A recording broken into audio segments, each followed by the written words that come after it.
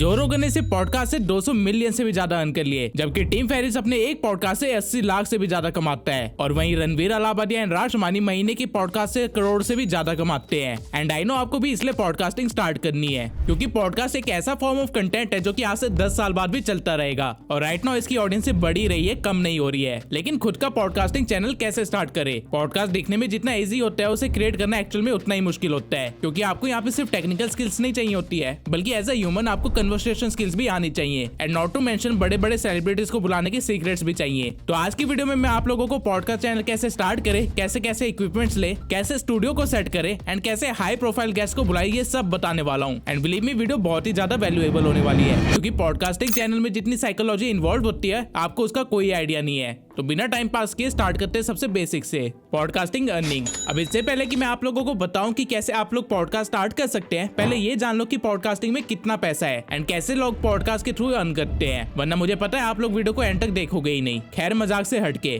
Podcast से earn करने के 4 वेज है, जिनमें सबसे पहला और सबसे ज्यादा अर्निंग देने वाला है पेड पॉडकास्ट। हाँ जी, आपने बिल्कुल सही सुना। अगर आपको नहीं पता तो मैं बता दूं कि पेड पॉडकास्ट भी होते हैं, जहाँ पे गेस्ट पैसे देता है पॉडकास्ट में आने के लिए और उनसे सर्टेन सवाल पूछने के लिए। इससे जो गेस्ट होता है उसे पब्लिसिटी मिल जाती है और होस्ट को कंटेंट मिल जाता है। अब कौन कितना पे करता है, ये टोटली इस पे डिपेंड करता है कि आपका पॉडकास्ट कितना बड़ा है। फॉर इंस्टेंस, रणवीर अलाहाबादिया को एक पॉडकास्ट के लिए 11 लाख से लेके 15 लाख तक मिलते हैं, क्योंकि इंडिया में उसका पॉडकास्ट अभी सबसे बड़ा है। वहीं अगर फॉरेन में देखा जाए तो ये प्राइस रेंज आराम से 30 से 40 लाख तक जाता है। अब ये मुझे कैसे पता चला, ये चीज मुझसे मत पूछना, क्योंकि ये एक इंडस्ट्री सीक्रेट है और इनसाइडर इन्फॉर्मेशन है, इसलिए मैं आपको प्रूफ नहीं दिखा सकता। लेकिन ये बात सच है, इस पे आप पूरा भरोसा कर सकते हो। दूसरा तरीका पॉडकास्ट से अर्न करने का है टाइटल स्पॉन्सरशिप। ये चीज फॉरेन में बहुत ही ज्यादा कॉमन है एंड धीरे धीरे इंडिया में भी आ रही है, जहाँ पे ब्रांड्स खुद को किसी पॉडकास्ट में शो करने के लिए पे करता है, जैसे कि माउंटेन ड्यू एंड अजियो ने रणवीर को किया था। एंड इसके भी अच्छे खासे पैसे मिलते हैं। लेकिन ये ऐसा नहीं होता कि किसी एक पॉडकास्ट में ब्रांड को दिखा दिया, बात खत्म। इसकी जगह एक सीरीज ऑफ पॉडकास्ट बनाया जाता है और होस्ट को उस कैंपेन के पैसे मिलते हैं। नाउ इससे कितनी अर्निंग होती है ये कंफर्म नहीं है, क्योंकि हर ब्रांड अलग पे करता है एंड आप कितना चार्ज करना चाहते हो ये भी आपके ऊपर होता है। लेकिन अगर आप बेयर मिनिमम भी लेके चलो तो 5 लाख से कम एक कैंपेन नहीं हो सकता। नाउ ये 2 तरीके वो थे जो आपको डायरेक्टली सामने से पैसे देते हैं, लेकिन डायरेक्ट अर्निंग के सिवाय भी काफी सारे वेज है पॉडकास्ट से अर्न करने के।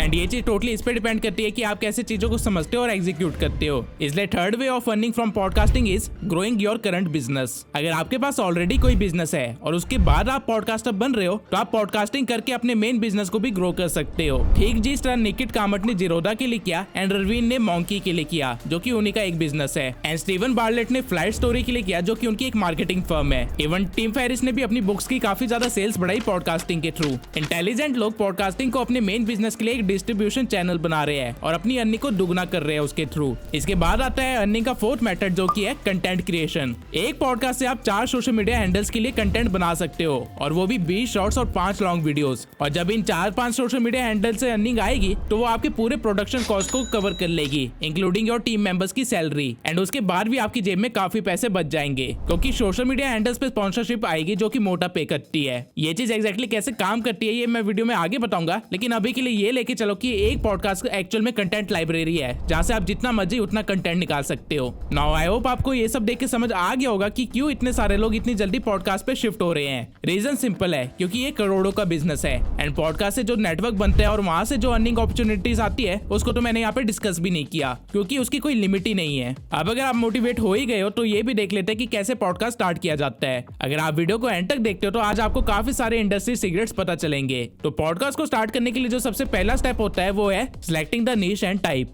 पॉडकास्ट 5 तरह के होते हैं। सबसे पहला सोलो पॉडकास्ट। ये एक ऐसा फॉर्मेट ऑफ पॉडकास्ट है जिसमें सिर्फ होस्ट ही होता है और वो अपनी ऑडियंस से किसी स्पेसिफिक टॉपिक पे बात करता है, नॉर्मल कन्वर्सेशन की तरह, ना कि किसी वीडियो की तरह। ऑल्दो बहुत ही कम लोग हैं जो सोलो पॉडकास्ट करते हैं, लेकिन टिम फेरिस एंड अंकित वारिको की सोलो पॉडकास्ट भी अच्छा परफॉर्म करते हैं। सोलो पॉडकास्ट से आप गेस्ट को बुलाने का झंझट, स्टूडियो का झंझट और ऐसी काफी सारी चीजों से अपने पैसे बचा सकते हैं। लेकिन ये फॉर्म ऑफ पॉडकास्ट पहले इफेक्टिव था। राइट नाउ मैक्सिमम लोग सिर्फ स्पॉटिफाई पे सोलो पॉडकास्ट को प्रेफर प्रेफर करते हैं, यूट्यूब पे नहीं। इसलिए आता है second form of podcast, interview based podcast. ये अभी के टाइम पे सबसे ज्यादा देखे जाने वाला फॉर्म ऑफ पॉडकास्ट है, जहाँ पे एक होस्ट होता है, एक गेस्ट होता है, उनके बीच में कन्वर्सेशन होती है। TRS एंड जो रोगन बेस्ट एग्जांपल है इस फॉर्मेट ऑफ पॉडकास्टिंग के। इस पॉडकास्ट की सक्सेस इस चीज पे काफी डिपेंड करती है कि आपका गेस्ट कौन है। जितना हाई प्रोफाइल गेस्ट, उतना ही ज्यादा चांसेस है कि आपका पॉडकास्ट चलेगा। एंड नो डाउट कि इसमें आप अपने मन में आ रहे कोई भी चीज को नहीं बोल सकते। कन्वर्सेशन को कंटिन्यू रखने के लिए आपको एक सेट ऑफ क्वेश्चंस पहले से ही सोच के रखना पड़ता है, इसलिए एक तरह से इंटरव्यू टाइप भी हो जाता है। लेकिन इसे पूरी तरह से फॉर्मल इंटरव्यू नहीं बनाया जाता। मेजरली आज की वीडियो में हम इसी फॉर्मेट ऑफ पॉडकास्टिंग के बारे में सीखेंगे। बट अभी के लिए आगे चलते हैं नेक्स्ट फॉर्मेट ऑफ पॉडकास्टिंग पे, जो कि है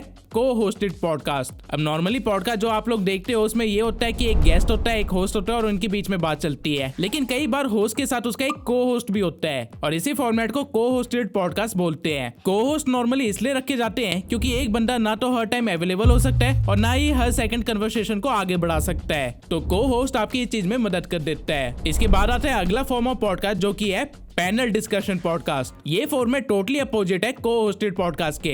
यहाँ पे एक होस्ट होता है और मल्टीपल गेस्ट होते हैं, जो कि एक दूसरे से लिंक्ड भी हो सकते हैं और टोटली रैंडम भी हो सकते हैं। आप रैंडमली 3-4 गेस्ट को बुला के किसी भी टॉपिक से स्टार्ट कर सकते हैं जो भी आपके माइंड में आ रहा हो। और जब 3-4 अलग अलग कैटेगरी के गेस्ट होते हैं तो बातें करने के लिए टॉपिक्स भी बहुत ज्यादा हो जाते हैं। इसलिए ये फॉर्म ऑफ पॉडकास्ट बहुत ही ज्यादा एंगेजिंग भी होता है, क्योंकि यहाँ पे मल्टीपल लोग होते हैं। एंड इसके सिवाय इसमें पब्लिसिटी भी बहुत ज्यादा मिलती है अगर आपका गेस्ट हाई प्रोफाइल हुआ। लोगन पॉल और नितिन कामत इसी तरह के बहुत सारे पॉडकास्ट क्रिएट करते हैं और साथ ही हॉरर निश में भी ये फॉर्म ऑफ पॉडकास्ट बहुत ही ज्यादा फेमस है। इसके बाद आता है लास्ट फॉर्मेट, जो कि है स्टोरी टेलिंग या स्क्रिप्टेड पॉडकास्ट। नॉर्मली पॉडकास्ट की ऑडियंस जो होती है वो हाईली एजुकेटेड ऑडियंस होती है, जो कि एक टाइम पे डिस्कवरी या डॉक्यूमेंट्री टाइप के चैनल देखा करते थे। बेसिकली कह लो एजुकेशनल कंटेंट देखा करते थे। लेकिन हर निश में एंटरटेनमेंट लाया जा सकता है और स्क्रिप्टेड पॉडकास्ट एक ऐसा ही फॉर्मेट है। आप लोगों ने सतीश राय के फेक पॉडकास्ट देखे ही होंगे। ये स्क्रिप्टेड पॉडकास्ट का बेस्ट एग्जांपल है, जहाँ पे सब कुछ पहले से ही तय है कि कौन क्या बोलेगा और वीडियो बनाई जा रही है। वही स्टोरी टेलिंग पॉडकास्ट कुछ ऐसे होते हैं जहाँ पे बस सिंगल इमेज के साथ पूरा पॉडकास्ट सुना दिया जाता है। अगेन ये फॉर्मेट क्राइम एंड हॉरर नीश में बहुत ही ज्यादा चलता है, क्योंकि क्राइम एंड हॉरर नीश में आप लोगों को आपकी इमेजिनेशन के साथ छोड़ दिया जाता है। नाउ मैंने आपको पॉडकास्ट के सारे फॉर्मेट्स बता दिए with some pros and cons, and ये आपके ऊपर है डिसाइड करना कि आप किस फॉर्मेट के साथ आगे बढ़ना चाहते हो। लेकिन आगे बढ़ने से पहले आपको ये पता होना चाहिए कि आपकी नीश क्या है पॉडकास्ट की। Yes, you heard it right, podcast की भी नीश होती है, एक थीम होता है और ये जरूरी है कि आपको पता हो कि आप किस थीम के साथ आगे जाना चाहते हो, क्योंकि अगर आपको ही नहीं पता होगा तो ऑडियंस कभी समझ ही नहीं पाएगी कि वो आपके चैनल पे क्या देखने आ रहे हैं। लेकिन द क्वेश्चन इज पॉडकास्ट की थीम या नीश को कैसे डिसाइड करें। देखो, नॉर्मली जितने भी लोगों ने पॉडकास्ट स्टार्ट किया है या करते आ रहे हैं, उन्होंने उसी नीश को चूज किया जिसमें वो ऑलरेडी थे।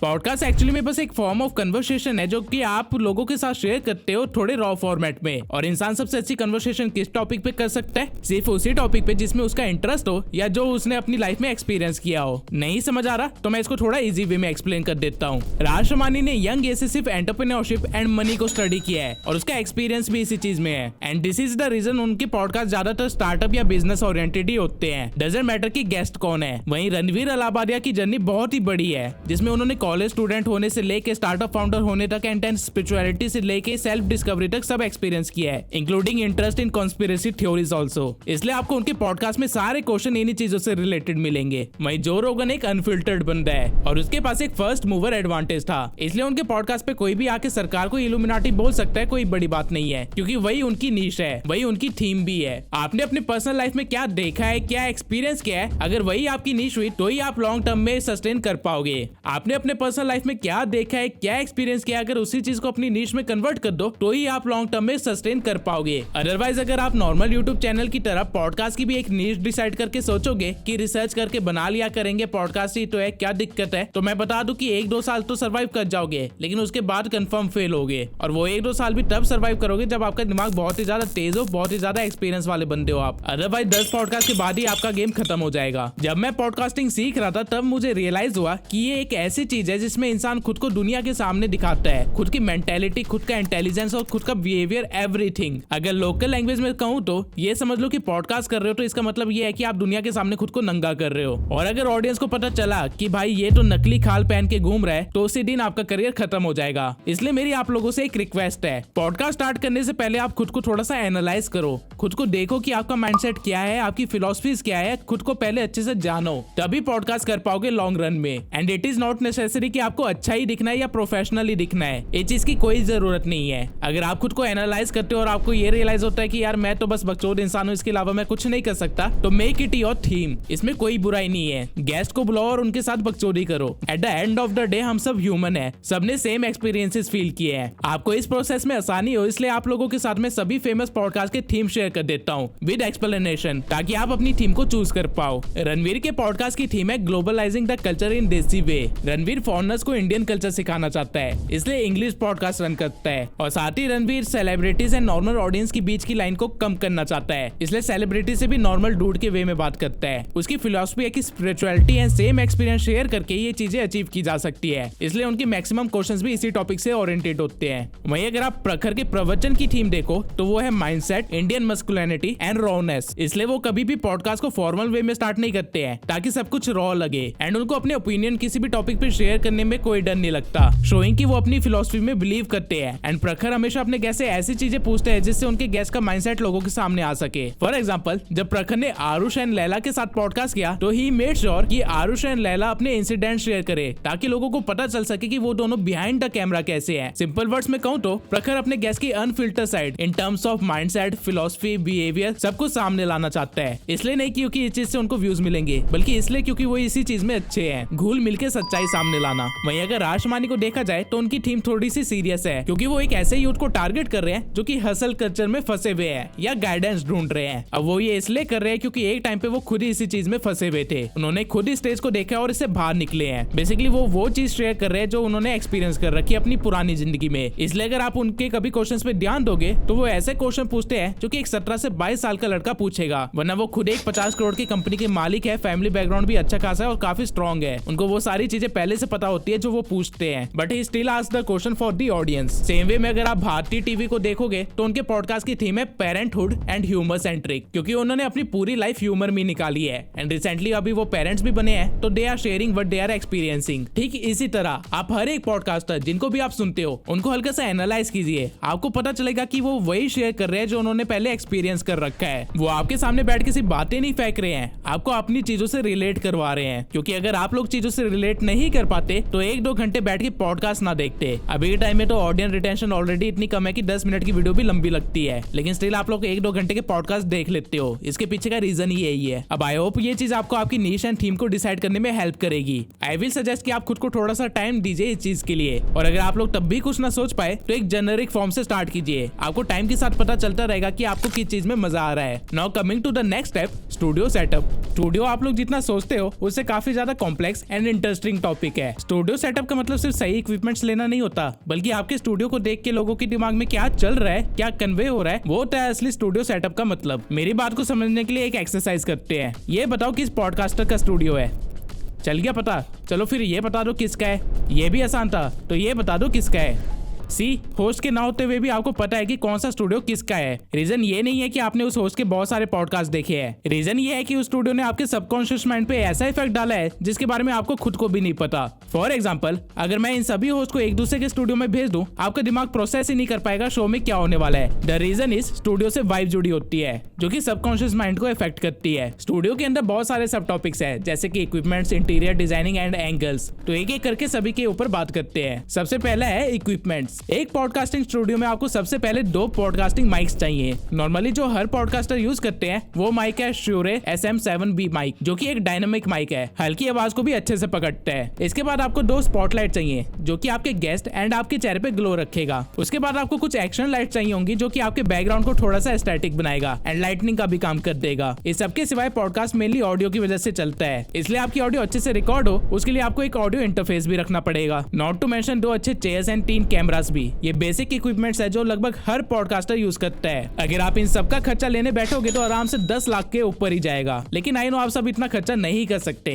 एंड टू बी ऑनेस्ट, जब आप पॉडकास्टिंग स्टार्ट ही कर रहे हो तो इतना खर्चा करना आइडियल भी नहीं है। इसलिए मैं आप लोगों को एक बिगिनर फ्रेंडली पॉडकास्टिंग स्टूडियो भी बता देता हूँ कैसे बनता है। देखो, पहले के टाइम में पॉडकास्ट सिर्फ ऑडियो फॉर्मेट था, तो सिर्फ अच्छी ऑडियो क्वालिटी से काम चल जाता था। लेकिन अब लोगों को पॉडकास्ट देखना भी पसंद है, तो दोनों चीजों को ध्यान में रखते हुए चलना पड़ेगा। ऑडियो के लिए आप महंगा पॉडकास्टर वाला माइक ना लेके Blue Yeti का एक सिंपल सा कंडेंसर माइक भी ले सकते हो, क्योंकि इस माइक में दोनों साइड से ऑडियो रिकॉर्ड करने का एक ऑप्शन होता है। तो अगर आप इसको लेते हो तो 2 माइक का खर्चा बच जाएगा। एंड अगर आपके पास ये लेने के भी पैसे नहीं है तो प्रेफरेबल है कि 2 फोन ले लो और दोनों फोन्स को गेस्ट एंड होस्ट के पास रख दो। आजकल के फोन काफी ज्यादा एडवांस हो गए हैं, काफी सारी फैसिलिटीज के साथ हो गए हैं, तो उसमें काफी अच्छी खासी ऑडियो रिकॉर्ड हो जाएगी। सेकंड नंबर पे आता है लाइटनिंग, जो कि आपको सबसे ज्यादा खर्चा करवाएगा। तो इससे बचने का सिर्फ एक ही सॉल्यूशन है कि आप दिन के टाइम में किसी ऐसी जगह पे रिकॉर्डिंग करो जहाँ सनलाइट आप लोगों के फेस पे आए। सनलाइट से बेटर लाइट सोर्स इस पूरी दुनिया में नहीं है। तो अगर आप अपने सोफे को खिड़की के सामने रख दे और फिर रिकॉर्डिंग करो तो फेस काफी क्लियर आएगा। इसके बाद आता है कैमरा।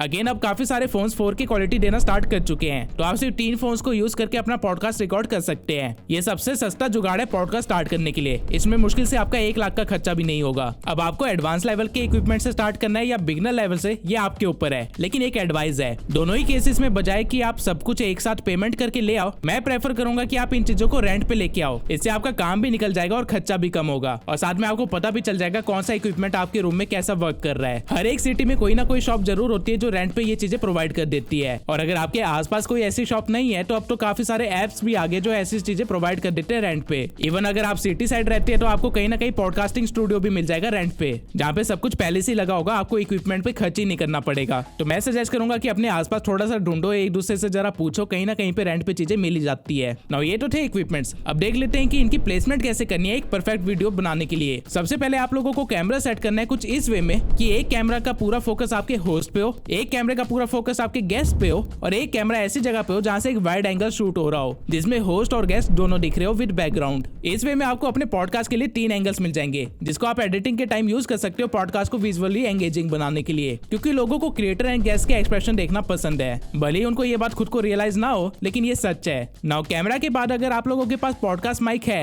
तो उसे ट्राई करना कि होस्ट के जितने पास हो सके उतने पास रखना, क्योंकि पॉडकास्टिंग माइक मुंह से दूर होने पे बंदे की आवाज को बैकग्राउंड नॉइज की तरह कंसीडर करता है, इसलिए वो आपकी आवाज को दबा देगा। वहीं अगर आप Blue Yeti का कोई माइक यूज कर रहे हो तो प्रेफर करना कि उस माइक को होस्ट और गेस्ट के बिल्कुल बीच में रखो, और उसके मोड को इस वे में सेट कर दो कि दोनों साइड से आवाज उठाए। Blue Yeti की माइक पे एक डायल होता है जहाँ पे आपको दिख जाएगा कि कैसे वो दोनों साइड की आवाज उठाएगा। एंड अगर आप फोन से ऑडियो को रिकॉर्ड कर रहे हो तो फोन को भी पॉडकास्ट माइक की तरह ही क्लोज रखना। नाउ इसके बाद आती है लाइटनिंग की पोजीशन। लाइट सारे विजुअल की गेम बना भी सकता है और बिगाड़ भी सकता है, क्योंकि आप लोग लाइट से काफी सारी चीजें कर सकते हो। अगर तो आप एक नॉर्मल पॉडकास्ट शूट कर रहे हो तो एक स्पॉटलाइट होगी आपके गेस्ट के ऊपर और एक होगी आपके ऊपर, जो कि दोनों अल्टरनेटिव वे में रखे गए होंगे 45 डिग्री के एंगल पे, ताकि अच्छा रिजल्ट ला सको। और इसके सिवाय एक लाइट होगी बैकग्राउंड में जो कि किसी और कलर की होगी, और इस लाइट का काम होगा बैकग्राउंड को होस्ट और क्रिएटर से अलग करना। अब ये बैकग्राउंड लाइट कौन से कलर की होनी चाहिए ये पॉडकास्ट की थीम पे डिपेंड करता है। अगर नॉर्मल पॉडकास्ट है तो वार्म कलर्स चलेंगे, अगर कोई फीमेल गेस्ट आई है तो पिंक लाइट चलेगी,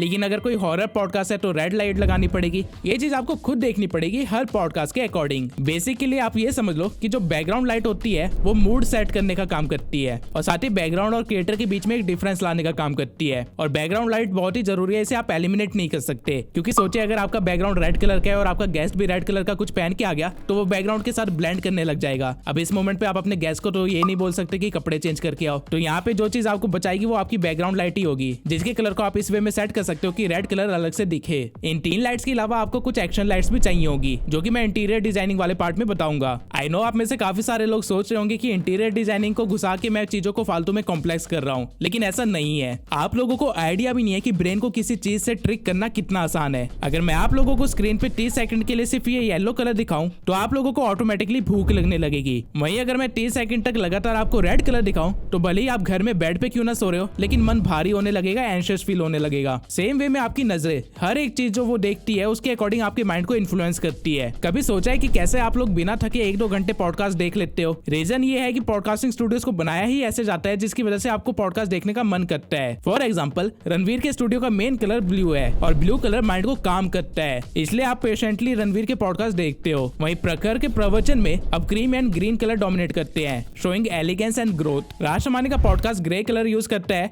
शोइंग बैलेंस। लेकिन सिर्फ क्या पॉडकास्टिंग रूम का कलर ही मेन फैक्टर है? जवाब है नहीं। हर पॉडकास्टिंग स्टूडियो में आप लोग जो प्रॉप्स देखते हो वो ऐसे ही नहीं रखे गए हैं, उसके पीछे भी साइकोलॉजिकल गेम है। हर एक प्रॉप होस्ट के बारे में कुछ बताता है, उसके नेचर के बारे में बताता है। इसलिए रणवीर के स्टूडियो में आपको एनिमे से लेकर धार्मिक चीजें तक सब मिलेगी। प्रखर के स्टूडियो में आपको पेंटिंग्स मिलेगी, showing his artistic side. And Raj Shamani में आपको बुक्स एंड मोटिवेशनल कोट्स मिलेंगे। अब ये सब तो बड़े बड़े क्रिएटर्स है, तो ये लोग इंटीरियर डिजाइनर की हेल्प लेके अपना स्टूडियो बिल्ड कर सकते हैं। लेकिन अगर आप स्टार्ट ही कर रहे हो तो कुछ चीजें आप कर सकते हो जिससे आपका स्टूडियो भी थोड़ा सा एलिगेंट लगेगा। सबसे पहला है प्लांट्स। प्लांट्स हर चीज में जान फूंक देता है, इसलिए कम से कम 1-2 प्लांट्स तो रखो। थोड़ा सा जिंदा फील करने दो उन लोगों को जो मोबाइल में 1-2 घंटे ट्रैप होने वाले हैं। इसके सिवाय एक्शन लाइट्स लगाओ। एक्शन लाइट्स वो होते हैं जो कि वीडियो में शो भी होते हैं और साथ में लाइटनिंग का भी काम करते हैं आपके स्टूडियो को थोड़ा सा एस्थेटिक बनाने में। एक्शन लाइट्स कुछ भी हो सकते हैं, स्टैंडिंग लैंप्स हो सकते हैं या फिर हैंगिंग लाइट्स हो सकती है या कुछ भी। अगर आप ये 2 चीजें भी ढंग से कर लेते हो तो ये इनफ होगा। एंड अभी तक हमने जितनी भी बातें करी, अगर आपके पास इनमें से कुछ भी नहीं है या फिर इनमें से किसी भी चीज पे इन्वेस्ट नहीं कर सकते तो आई विल अगेन सजेस्ट कि बस सनलाइट के नीचे सोफा लगा के आराम से बैठ जाओ, वहाँ पे अच्छा खासा पॉडकास्ट रिकॉर्ड हो जाएगा। इस सब के सिवाय एक चीज मैं मेंशन करना भूल गया, अपने स्टूडियो को जितना हो सके उतना भर के रखना। जरूरी नहीं है कि वो चीज कैमरा के सामने आए, लेकिन कैमरा के पीछे या कहीं भी रूम को भर के ही रखना, क्योंकि इससे आप अच्छे वे में आवाज रिकॉर्ड कर पाओगे। आपकी आवाज एको नहीं करेगी, रिवर्ब नहीं करेगी। नॉर्मली अगर आप पर्दे लगा लेते हो या सोफा के 5-6 पिलोज भी रख लेते हो तो उससे काफी ज्यादा नॉइज रिडक्शन हो जाती है। बाकी अगर आपके पास अच्छा खासा बजट है तो एकॉस्टिक साउंड पैनल्स भी लगा लेना, और खास करके सीलिंग पे, क्योंकि आधे से ज्यादा आवाज आपकी सीलिंग से रिफ्लेक्ट बैक होगी। और फ्लोर पे आप कोई भी रग बिछा सकते हो या कोई मोटा सा मैट बिछा सकते हो जिससे फ्लोर से भी आवाज रिफ्लेक्ट बैक ना हो। अभी तक हमने पॉडकास्टिंग की अर्निंग देख ली, नीश के बारे में बात कर ली, स्टूडियो के बारे में बात कर ली, लेकिन मोस्ट इंपॉर्टेंट चीज अभी तक हमने डिस्कस नहीं करी है, वो है कि गेस्ट को कैसे बुलाए। मैक्सिमम लोग पॉडकास्ट इसलिए शुरू करते हैं ताकि वो बड़े बड़े लोगों से नेटवर्क बना सके और अपनी लाइफ में आगे बढ़ सके, लेकिन रियलिटी थोड़ी अलग है। अगर आपने पॉडकास्टिंग स्टार्ट ही करी है तो भूल जाओ कि कोई भी हाई वैल्यूएबल पर्सन आपके पॉडकास्ट पे आएगा। बड़े लोग वहां जाते हैं जहां उनको अपॉर्चुनिटी मिलती है, वहां नहीं जहां किसी को नीड होती है। तो इसका क्या ये मतलब है कि आप कभी भी हाई प्रोफाइल लोगों से नेटवर्क ही नहीं बना पाओगे? ऐसा भी बिल्कुल नहीं है। पॉडकास्टिंग एक बड़ा बिजनेस है, एक लॉन्ग टर्म गेम है। स्टार्टिंग आपको उन लोगों से करनी पड़ेगी जिनको आप जानते हो या जो कि राजी हो सकते हैं आपके पॉडकास्ट पे आने के लिए। आपने एक नीश या थीम डिसाइड की होगी, तो उससे रिलेटेड जो भी बंदा तुम्हारे कॉन्टेक्ट में है या फिर कॉन्टेक्ट में आ सकता है उससे बात करो, उनको कन्विंस करो, स्टार्ट करो। हर 100 पॉडकास्ट के गैप में आपके गेस्ट की प्रोफाइल इंक्रीज होती रहेगी automatically. But the question is कि इनको रीच आउट कैसे करे, कैसे डिसाइड करे कि किसको बुलाना है एंड कब बुलाना है। स्टार्टिंग में जब आप लोग अपनी ही जानकार के साथ पॉडकास्टिंग कर रहे होंगे तो नॉर्मल फोन कॉल भी चलेगा, लेकिन जब आप किसी स्पेसिफिक पर्सन को अपने पॉडकास्ट पे बुलाना चाहते हो तो आपको उनको सबसे पहले ईमेल पे रीच आउट करना पड़ेगा। एंड ऑब्वियसली ईमेल आपको पर्सनैलिटी का नहीं मिलेगा, उनकी टीम का मिलेगा। आपको उनकी टीम से ही बात करनी पड़ेगी, उनको समझाना पड़ेगा, बार बार उनके पीछे लगना पड़ेगा। There is no other way. लेकिन ऐसा भी नहीं करना है कि आप स्पैम ही करने लग जाओ उनके ईमेल पे। हमेशा जब भी किसी हाई प्रोफाइल के बंदे को ईमेल कर रहे हो तो इस फॉर्मेट में करो। पहले खुद के बारे में बताओ कि कौन हो, क्या ऑफर लेके आए हो, क्या अथॉरिटी है तुम्हारी। इसके बाद उनको बताओ कि उनका क्या फायदा होगा ऐसा करने पे। एंड देन उनसे पूछो कि क्या वो फर्दर कन्वर्सेशन के लिए रेडी है या फिर उनके क्या थॉट्स है इस बारे में। जब आप ऐसे ईमेल भेजोगे तो ही आपका काम बन पाएगा। एंड अगर रिप्लाई ना आए तो एटलीस्ट हफ्ता या महीना वेट करो, depending on the guest profile. जितना बड़ा गेस्ट होगा उतना ही लंबा वेटिंग पीरियड होगा। एंड देन आपको फॉलो अप करना है सेम मेल के साथ या थोड़े से चेंजेस के साथ। किसी भी गेस्ट को सिर्फ 4-5 बार फॉलो अप करो, वीक्स या महीने के इंटरवल पे, उससे ज्यादा नहीं। एक्चुअली में नेटवर्क माउथ मार्केटिंग से बनता है। जब आपके पॉडकास्ट पे कोई आएगा, उनको फायदा मिलेगा, उनको अच्छा लगेगा, तो वो आपके पॉडकास्ट के बारे में और 3-4 लोगों को बताएंगे। रणवीर को सारे बॉलीवुड सेलिब्रिटीज का एक्सेस ऐसे ही मिला, और जब जब रणवीर को कोई गेस्ट मिलता था तो राज शमानी को ऑटोमेटिकली वो गेस्ट मिल ही जाता था, क्योंकि दोनों एक दूसरे के नेटवर्क में है। लेकिन स्टिल अभी भी आपको नहीं पता कि गेस्ट की टीम का ईमेल या एक्सेस कैसे मिलेगा। तो मैं आप लोगों को एक इंडस्ट्री लेवल सीक्रेट बताता हूँ। हर सेलिब्रिटी या हाई प्रोफाइल बंदे की एक मार्केटिंग एंड पीआर टीम होती है जो कि उनके बिजनेस एंड पब्लिक इमेज को बनाने में हेल्प करती है। एंड मैक्सिमम सेलिब्रिटीज और बड़े लोगों को एक एजेंसी मैनेज करती है। उन एजेंसीज को आप डायरेक्टली रीच आउट कर सकते हो और उनको पिच कर सकते हो अपने आइडिया के बारे में। इन एजेंसीज के बारे में आपको गूगल करके भी पता चल जाएगा। मैं इनका नाम नहीं ले सकता वरना मैं लीगल ट्रबल में फंस सकता हूँ, लेकिन अगर आप गूगल करेंगे तो आपको सब कुछ मिल ही जाएगा। इसके सिवाय एक और तरीका है, मैगजीन्स पढ़ना स्टार्ट कर दो। आप लोग जो मैगजीन्स देखते हो या फिर जिनके बारे में सुनते हो, जैसे कि फोर्ब्स की मैगजीन, इनमें जो भी आर्टिकल्स आते हैं या जितने भी बड़े लोगों को हाईलाइट किया जाता है उनमें से मैक्सिमम लोगों ने हाईलाइट स्पॉट खरीदा होता है। Yes, you heard it right again. आपको लगता है कि आपके आसपास की दुनिया बहुत सीधे तरीके से चल रही है, लेकिन आपके आसपास जो भी चीज है हर एक चीज बिकी हुई है। अगर आपको किसी के बैनर्स दिख रहे हैं, किसी की मैगजीन में फोटो दिख रही है या फिर कहीं पे आपको उसका आर्टिकल दिख रहा है, दैट मींस कि उस बंदे ने पे किया है उस वेबसाइट को या फिर उस मैगजीन को या फिर उस आर्टिकल को उसके बारे में लिखने के लिए। लिटरली में इवन आपके घर में जो चीजें पड़ी हुई है वो भी इसलिए है क्योंकि आपको मैनिपुलेट किया गया था उन चीजों को खरीदने के लिए। आप जो भी एक्शन लेते हो उसके लिए आपको ट्रिक किया जाता है कॉर्पोरेट्स के द्वारा, और इसके पीछे बहुत ही बड़ी साइकोलॉजी है, बहुत ही बड़ी मार्केटिंग टैक्टिक्स एंड काफी सारे डार्क साइड्स है कॉर्पोरेट्स के। और ऐसी चीजों को एक्सप्लेन करने के लिए मैंने एक नया चैनल भी स्टार्ट किया है जिसका नाम है प्रवीण कुमार। इस चैनल पे मैं आप लोगों को business, marketing, entrepreneurship, self development and उन सब चीजों के बारे में सिखाऊंगा जो आप स्कूल में नहीं सीख सकते और ना ही मैं ट्यूब सेंसाई चैनल पे सिखा सकता हूँ। तो अगर आप लोग दुनिया की डार्क रियलिटी जानने के लिए तैयार हो तो इस चैनल पे जरूर विजिट करना, लिंक मैंने डिस्क्रिप्शन में दे दिया है। Welcoming back to the topic. Magazines में जब भी कोई बंदा आपको सडनली हाईलाइट होता हुआ दिखे तो उसे रीच आउट कर लो, क्योंकि वो बंदा अपनी मार्केटिंग पे खर्च कर रहा है और कहीं ना कहीं वो बंदा ऐसी अपॉर्चुनिटी का वेट कर रहा होगा जहाँ पे वो लोगों के बीच में अपनी आइडियोलॉजी शेयर कर सके, अपने माइंडसेट को शेयर कर सके, उनसे डायरेक्ट कॉन्टेक्ट कर सके। और ये पॉडकास्टिंग के थ्रू बहुत आसान हो जाता है। नाउ गेस्ट को बुलाने का, उनको ट्रीट करने का भी एक तरीका होता है जो कि मैं अभी आप लोगों के साथ शेयर नहीं कर सकता, अदरवाइज ये वीडियो बहुत ही लंबी चली जाएगी। इसलिए चलते हैं दूसरे मेन टॉपिक पे जो कि है आर्ट ऑफ कन्वर्सेशन। अगर आपको लगता है कि बस गेस्ट को बुलाना ही मुश्किल काम होता है, उसके बाद तो बैठ के बस बातें ही करनी होती है, तो आप एक स्ट्रॉबेरी दुनिया में जी रहे हो, क्योंकि ऐसा कुछ नहीं होता। पॉडकास्ट एक आर्ट ऑफ कन्वर्सेशन है जहाँ पे एज अ होस्ट आपको मेक श्योर करना होता है कि गेस्ट जो मोटिव से आया है वो भी सर्व हो जाए और एज अ कंटेंट क्रिएटर आप अपना कंटेंट भी निकाल लो। और बातचीत इस वे में हो कि आपका गेस्ट दोबारा आना चाहे और आपके बारे में 10 लोगों को भी बताए। नाउ कहने के लिए तो ये टॉपिक इतना बड़ा है कि इसके ऊपर मैं पूरी किताब लिख सकता हूँ, लेकिन अभी के लिए मैं आप लोगों को एक क्विक कॉल टू एक्शन दे देता हूँ जो कि आपको यूज करना है हर बार जब भी आपका कोई गेस्ट आए। सबसे पहली चीज तो ये है कि गेस्ट जब आपके घर पे आए तो उनके आते ही पॉडकास्ट कभी मत स्टार्ट करना। पहले गेस्ट को थोड़ा टाइम दो नए एनवायरनमेंट में सेटल होने के लिए। उनसे नॉर्मल बातचीत करो जैसे आप अपने गेस्ट से करते हो, उनको कंफर्टेबल करो अपने साथ। इसके बाद आपको उनको स्टूडियो में ले जाना है और उनको स्टूडियो के साथ कंफर्टेबल करना है। आप लोगों को स्टूडियो में बैठ के थोड़ी बातचीत करनी है जब तक आपका दोस्त या team member camera and lightning वगैरह को चेक कर रहे हैं। तीसरा पॉइंट है कि कभी भी पॉडकास्ट को एकदम से इंटरव्यू में मत कन्वर्ट कर देना। ऐसा कभी भी मत करना कि कैमरा स्टार्ट हुआ और आप अपने गेस्ट पे चढ़ गए। कन्वर्सेशन हमेशा स्लो से इंटेंस पे जाएगा और फिर वापस से स्लो पे आके ही खत्म होगा। यही रीजन है कि रणवीर हमेशा स्टार्टिंग में पूछता है कि कैसे हो, जिसके बाद गेस्ट बोलता है कि अच्छा हूँ, और फिर रणवीर दोबारा से पूछता है कि क्यों अच्छे हो। वो एक्चुअली में गेस्ट को ओपन अप कर रहा होता है अपने साथ, अपनी ऑडियंस के साथ, कैमरा के साथ। ऑल्दो हमें लगता है कि ये एक बेकार पार्ट है, इसकी कोई जरूरत नहीं है, लेकिन एक्चुअल में जब गेस्ट आपके सामने बैठा होगा तो ये बहुत ही जरूरी है। फोर्थ पॉइंट है, गेस्ट कई बार आपकी किसी क्वेश्चन को लेकर भड़क भी सकता है, इनसिक्योर भी हो सकता है, इसलिए बॉडी लैंग्वेज को पढ़ना सीखो। इससे पहले कि गेस्ट के मुंह से कुछ निकले, उनकी बॉडी पहले ही इंडिकेट कर देती है कि आपने जो बोला है वो उनको कैसा महसूस करवा रहा है। अगर आपको लगे कि गेस्ट इनसिक्योर हो रहा है इस क्वेश्चन से या कंफर्टेबल नहीं है तो ऑन द मोमेंट चीजों को टर्न कर दो, लेकिन स्मूथली, एकदम से नहीं बदलना है। फिफ्थ पॉइंट है, गेस्ट के आने से पहले खुद एक नंबर ऑफ क्वेश्चंस या टॉपिक्स को ध्यान में रखो और उन क्वेश्चंस को कन्वर्सेशन के बीच में इनडायरेक्टली पूछो, डायरेक्टली नहीं, क्योंकि हो सकता है वो क्वेश्चंस कुछ ऐसे हो जो कि गेस्ट को पसंद ना आए, तो आपको कन्वर्सेशन को ऑकवर्ड नहीं बनाना है। कन्वर्सेशन की एक नेचुरल फ्लो चलने दो और उसके बीच में अपना मोटिव निकालते रहो। ये 5 मोस्ट इंपॉर्टेंट पॉइंट्स थे जो मैंने आप लोगों को बताए, लेकिन इसके सिवाय भी बहुत से हैक्स हैं, जैसे कि पॉडकास्ट पे बैठने से पहले या फिर पॉडकास्टिंग के दौरान ही अपने गेस्ट को कुछ गर्म सर्व करो पीने के लिए, क्योंकि ह्यूमंस नेचुरली कुछ गर्म पीने के बाद खुल जाते हैं, इजी फील करते हैं। ऐसे ही काफी सारे ट्रिक्स है जो मैं इस वीडियो में कवर नहीं कर पाऊंगा, और साथ ही पॉडकास्टिंग से रिलेटेड और भी टॉपिक्स हैं जैसे कि team building and management, building of network, social media strategies, art of conversation. ये सारी चीजें इंपॉर्टेंट होती है, लेकिन ये वीडियो ऑलरेडी काफी लंबी जा रही है, इसलिए इन टॉपिक्स को मैं इस वीडियो के अंदर कवर नहीं करूंगा। लेकिन अगर मुझे इस वीडियो पे 6 लाख से ज्यादा व्यूज आते हैं तो मैं श्योरली इस वीडियो का एक सेकंड पार्ट बनाऊंगा जहाँ पे मैं आप लोगों के साथ ये सारी चीजें भी शेयर करूंगा, लेकिन तब तक के लिए सिर्फ इन 5 पॉइंट्स को अच्छे से मास्टर कर लो। नाउ इस वीडियो में मैंने आपको पॉडकास्टिंग से earning, types of podcast, niches of podcast, studio setup, networking and art of conversation ये सब सिखा दिया है। एक पॉडकास्ट स्टार्ट करने के लिए आपको बस इतना ही चाहिए था। ऑल्दो इसको मास्टर करने के लिए, इसमें परफेक्ट होने के लिए और भी काफी सारी चीजें हैं, लेकिन वो हम पार्ट 2 में कवर कर लेंगे। इसके सिवाय आप कैसे कैमरा के सामने कभी आए बिना अपनी वीडियो रिकॉर्ड कर सकते हैं, इसके ऊपर मैंने एक डिटेल्ड वीडियो बना रखी है, तो अगर आप लोगों ने वो वीडियो अभी तक नहीं देखी है तो जल्दी से जाकर देख लीजिए। आई होप ये वीडियो आपको पसंद आई हो, और आपको अगर कोई भी क्वेश्चन है तो कमेंट सेक्शन में जरूर पूछिएगा। मिलते हैं अगली वीडियो पे।